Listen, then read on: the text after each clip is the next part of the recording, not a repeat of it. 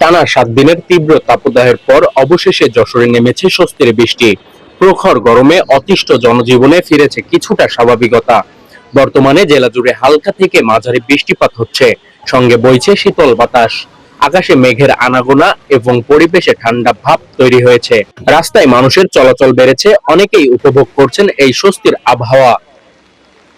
এই 5-7 দিন যেরকম রোদ্দুর পড়ছে তাতে রিক্সা চালানোর একটু সমস্যা হয়েছে এবং আমাদের খুব কষ্ট হয়েছে। আজকে খুব ভালো লাগতেছে, উপর আল্লাহর একটা রহমত আছে, বৃষ্টি নামছে, খুব ভালো লাগতো। গরমে গাড়ি চালানোর জাতি নয়, বৃষ্টিতে খুব ভালো লাগে। খেটে খাওয়া মানুষ ও কৃষকদের মাঝেও দেখা গেছে স্বস্তি। তীব্র গরমে যেসব মানুষ অসুস্থ হয়ে পড়ছিলেন তাদের জন্যও এই আবহাওয়া কিছুটা স্বস্তি বয়ে আনছে।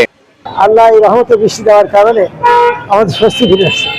কলে পানি উঠতেছে না, মানুষ পানির জন্য মেলা হাহাকার, মাঠঘাটে পানি নেই, এর জন্য রাস্তাঘাটে মানুষের অনেক চলাফেরার সমস্যা। আল্লাহর রহমতে আজকে বৃষ্টিটা হয়ে আমরা একটু শান্তি পাইছি। তবে আবহাওয়া অধিদপ্তর জানিয়েছে এই পরিস্থিতি আরো 1 থেকে 2 দিন থাকতে পারে।